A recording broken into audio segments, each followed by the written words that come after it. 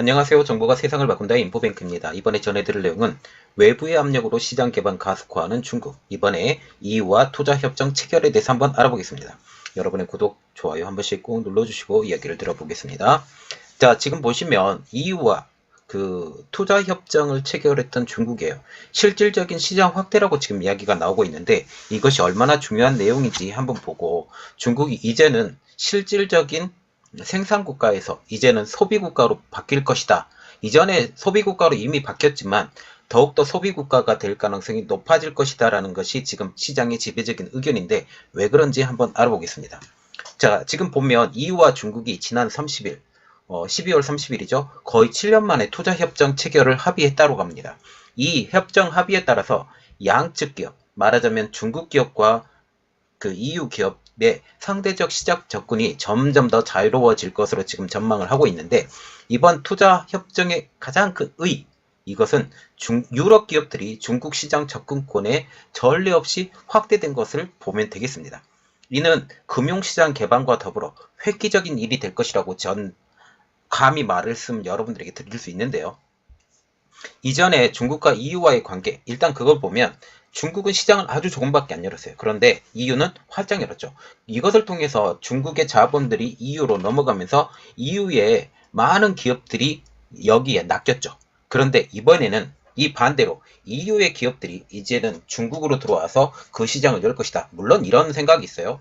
중국 기업들이 EU의 기업들을 수집해서 다시 중국에 기업화시켜서 여기에 투자하는 방법도 물론 생각을 할 수 있지만 전통적인 EU의 기업들이 중국으로 들어와서 중국을 키워줄 것이다 라는 그런 의미도 또한 있어요. 그렇기 때문에 이것에 대해서 좀 더 알아봐야 되죠. 이번 조치를 통하여서 정말 높은 수준의 개방이 중국에서 이루어지게 됐다라고 지금 말을 하고 있습니다. 이번에 그래서 주제가 이거예요. EU의 높은 수준의 개방을 약속한 중국입니다. 중국은 현재 미국을 견제하기 위해서 EU와 제휴를 한 것으로 보여지고 있어요. 미국의 거센 압력에 직면한 중국은 EU와의 제휴를 통해서 EU와 힘을 합쳐서 미국에 맞서 나가겠다라는 속내인데 저는 개인적으로 이렇게 생각해요. EU는 어차피 미국을 거절할 수 없는 입장이에요. 이번에 이러한 것들도 있었죠. 미국의 군대가 주둔을 하려고 하면 화웨이의 5G, 6G 통신 장비를 깐 국가는 우리는 지원하지 않겠다라는 그런 말까지 나왔어요. 이것을 통해서 보면 유럽에 대한 지배력은 여전히 있을 것이다 라는 그런 내용이죠. 그리고 EU도 지금 코로나로 지금 무너진 경제를 회복하기 위해서는 지금 중국이라는 거대 시장을 잡아야 되는데 이 중국이라는 거대 시장을 이제는 유럽 기업들의 소비 국가로 삼겠다는 속내입니다. 중국도 이러한 속내를 잘 알죠. 잘 알면서도 불구하고 제휴를 한 것입니다. 왜냐하면 미국이 있기 때문에. 결국은 미국이 이러한 계획을 도와주었다라고 보시면 됩니다. 로이터 통신에 의하면 이번 합의를 통해서 유럽 기업들은 중국 시장에 대한 접근권이 전례 없이 확대되었을 것이라고 전망하고 있어요. 유럽 기업들은 전기차, 민간병원, 부동산, 광고, 해양산업, 통신 클라우드 서비스, 항공 운송 예약 시스템, 그리고 이것에 대한 지상 업무 등의 분야에서 중국 내 영업을 영위를 할 수 있게 되었어요. 이전에는 이게 불가능했어요. 거의 불가능한 일이었는데 이제부터는 가능한 일이 될 것이다. 우리가 눈여겨봐야 될 이야기는 여기 부동산하고요. 그리고 대부분 보면 통신 클라우드 시스템, 이 통신 클라우드 서비스 같은 경우는 화웨이가 있기 때문에 이러한 것들도 있지만 특히 민간병원 같은 경우는 지금 거기가 엄청나게 약하죠. 중국이. 이런 것들도 있고 전기차도 있고요. 광고, 해양산업 이러한 것들이 있습니다. 이러한 것들이 중국 내에서 영업을 영위할 수 있다라는 것을 보게 될 수 있죠. 또한 공정 경쟁을 위한 여건도 상당히 개선되었다고 하는데요. 중국에 진출할 때 중국 기업과 합작 투자사를 차려야 하는 등의 조건이 폐지된 것입니다. 자, 지금 이것이 제일 중요한 내용이에요. 중국에 진출할 때 우리나라도 마찬가지예요. 현대가 중국에 진출할 때 베이징 자동차와 합작 투자사를 열었죠. 그리고 상용차를 만들 때도 스촨 성의 어떤 합작사를 통해서 스촨 현대라는 것을 만들었는데 이번에 100% 자회사로 바꿨어요. 이렇게 중국 기업과 합작 투자사를 차릴 필요 없이 단독으로 자회사를 만들어낼 수 있는 이러한 좋은 여건이 지금 만들어지게 된다라는 것이지요. 즉 중국 내에서 회사를 영위할 때 유럽 기업의 100% 자회사를 설립할 수 있게 된 것이 가장 큰 골자입니다. 중국 내에서 기업 주권을 중국 정부에 양도하지 않아도 가능할 만큼, 그리고 직접 사업도 가능할 만큼 영위하게 될 수 있다는 것인데요. 이것이 얼마나 중요하냐면 이것을 통해서 중국 내에 중국의 눈치를 전혀 볼 필요가 없어요. 이렇기 때문입니다. 중국은 외국으로부터 강제 기술 이전을 금지해요. 이번 것을 통해서 외국 기업들이 중국에 투자할 때 항상 이게 문제가 됐어요. 기술 이전. 기술 이전이 문제가 됐는데 이번에 이것이 빠졌죠. 기술 이전을 금지한다. 기술을 보존해 주겠다라는 것과 보조금 지급을 이제는 투명화하겠다. 이 보조금 지급에 대해서 가장 큰 문제가 됐던 게 이 전기차 문제예요. 전기차 문제에서 지금 보조금이 상당하고, 그리고 중국 기업들에 대해서 이제 보조금이 굉장히 높잖아요.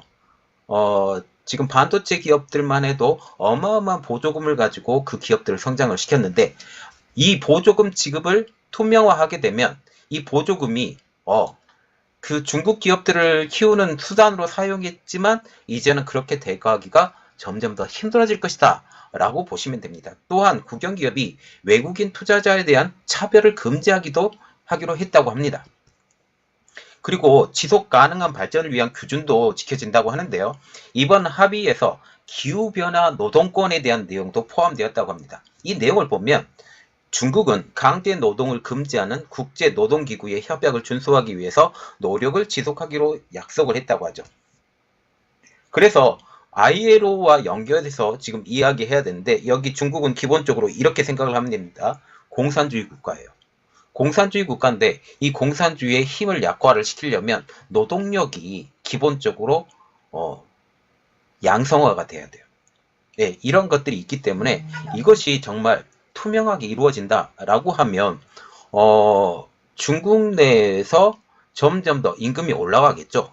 임금이 올라가게 된다라고 하면 이것은 또 어떤 이야기가 되냐면 중국이 소비 시장으로서는 매력이 있을지 모르지만 생산 공장의 시설에 대해서는 이제는 매력이 떨어질 수 있다라는 측면까지 지금 보게 돼요.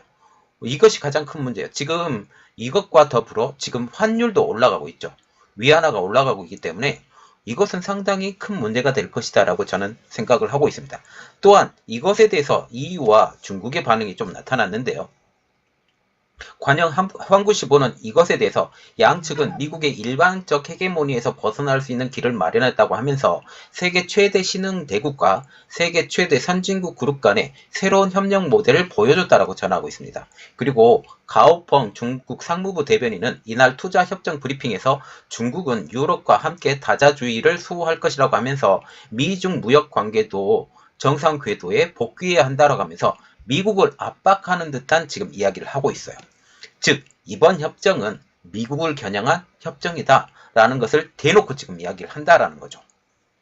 결국은 미국을 자기의 협상 파트너로 끌어들이기 위해서 지금 유럽이란 나라를 사용했다.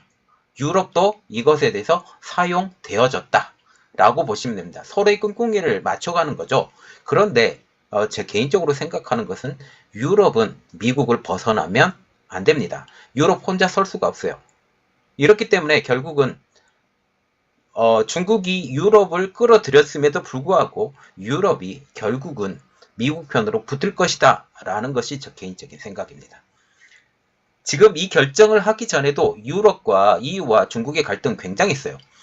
우르줄라 폰데어라이 EU 집행위원회 위원장은 이번 협정으로 중국과의 경제 관계가 새로운 균형을 찾을 것이라고 말할 정도예요. 이전에 얼마나 균형이 안 됐으면 이번에 대폭적으로 늘렸음에도 불구하고 새로운 균형을 찾을 것이라고 얘기할 정도로 지금 얘기를 한다라는 거죠. 이전에 그 화상 통일을 했죠. 시진핑 그리고 메르켈 그리고 프랑스 대통령 마크롱이 프랑스의 그 국무장관이 이렇게 이야기를 했는데 이때 당시에 얼굴이 벌개져서 시진핑이 나왔다는 이야기도 나왔어요. 이럴 만큼 중국에 대해서 인권 문제 그리고 경제 문제 오픈 문제 이런 것들을 지금 어마어마하게 7년 동안 끌었어요. 7년 동안. 그런데 왜 이때 이 시기에 이루어졌냐는 거죠. 그전에는 전혀 안 됐던 것이 2020년 그리고 2021년이 넘어간 이때가 중국에게는 굉장한 선택의 기로가 있었을 것이다 라고 미루어 짐작을 할 수 있어요. 지금 정권이 교체되는 시기죠. 정권이 교체되는 시기인데 지금 바이든이 될지 트럼프가 될지 명확하진 않지만 제 개인적인 생각은 트럼프가 계속돼야 된다고 지속적으로 생각을 하고 있어요. 만약 트럼프가 됐을 때 이것을 막아내야 될 보호카드가 필요한 거죠. 그리고 바이든이 됐다 할지라도 지금 현재 트럼프 행정부가 해놓은 일들이 있어요. 이것이 되돌릴 수 없을 만큼 중국과의 관계를 망쳐놓는 이러한 작업들이 계속 이루어지고 있거든요. 예, 그래서 지금 미국 사람들 생각 속에 중국은 나쁜 놈 이런 생각이 많이 갖고 있습니다. 이렇기 때문에 중국이 나쁜 놈인 건 사실이에요. 그런데 이전 사람들은 잘 몰랐어요.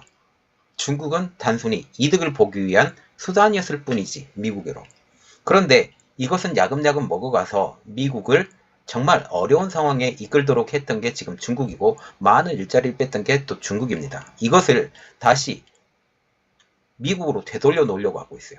이것이 가능했던 가장 큰 이유는 4차 산업혁명을 통해서 많은 사람들의 일자리가 필요하지 않아요. 이렇기 때문에 지금까지는 노동집약적 산업이 성장을 했지만 이제는 기술집약적 산업들이 점점 더 성장해가고 그리고 노동집약적 산업들은 점점 더 그 개발도상국 쪽으로 내려가고 있죠. 그리고 이것이 또한 중국 입장으로도 애매모호한 사건이 지금 돼요. 중국은 지금 개발도상국 아니죠. 선진국으로 들어가고 있는 상태입니다. 그러나 실상은 개발도상국에 불과하죠. 그런데 지금 중국이 사용된 연한이 이제는 거의 끝나간다 라고 보시면 되겠습니다. 그런데 중국의 경제권 그리고 이러한 금융 시스템 이 모든 것을 만약 미국에서 장악하는 그날이 오면 다시 중국은 성장할 거라고 생각을 해요. 이때까지가 우리나라가 성장할 시기라고 생각을 합니다. 이것 때문에 우리나라가 지금 이때 우리가 싸우지 말고 열심히 일해서 미국의 등을 얻고 날아올 수 있는 그런 시기가 되었으면 좋겠습니다. 자, 그래서 다시 본론으로 돌아와서요. 이번 협상 과정에서 EU는 경기 불황을 타개하기 위해서 차이나 머니가 필요함을 여실히 증명을 했죠. 단지 그겁니다. 그럼에도 불구하고 이번 협정이 중요한 이유는 중국의 개방이 더 확대되었다는 점이에요. 정말 중요한 것은 이것을 보고 있어요. 중국의 개방을 더욱더 확대시켜서 중국을 서구 세계의 종속국가로 지금 만들려고 하는 것이 유럽과 즉 EU와 미국의 입장이에요. 이것이 그대로 적용이 된 겁니다. 그래서 이것이 정말 중요한 내용은 지금 금융 시스템이 미국을 통해서 완전히 열어졌겠죠. 그리고 이번에는 산업 시스템이 유럽을 통해서 완전히 열어제친 것과 다름없이 지금 열려버렸다라는 거예요. 이렇게 되면 금융, 경제, 그리고 산업 이 모든 것들이 외부 세력의 돈에 의해서 이렇게 되고 또한 이렇게 또 열리면 중국의 차이나 머니가 물론 필요해서 거기가 될 겁니다. 그런데 다시 유럽의 머니들도 중국으로 들어와서 이 유럽의 머니들이 다시 중국에 화랑을 붙이면 달러화는 계속적으로 그리고 유럽화도 계속적으로 떨어질 것이고 다시 중국의 위안화가 더욱더 절상이 될 가능성이 더욱더 부추겨진다라는 이런 측면도 우리가 생각을 해봐야 돼요.